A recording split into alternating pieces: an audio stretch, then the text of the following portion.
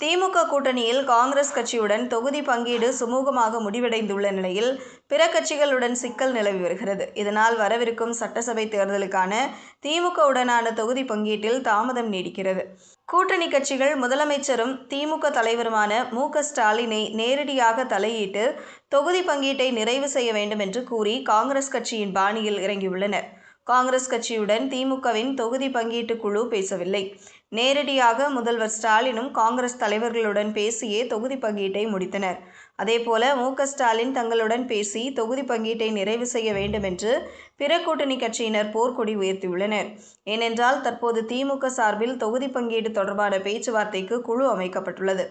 இந்த குழுவினருடன் கடுமையான பேரம் பேச வேண்டியுள்ளது.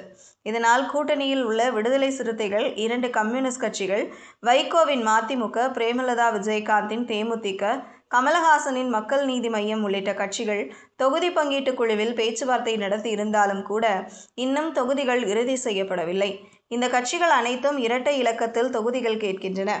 ஆனால் தொகுதி பங்கீட்டு குழுவினர் ஒற்றை இலக்கத்தில் தொகுதி ஒதுக்கீடு செய்வது தொடர்பாக பேசி வருகின்றனர்.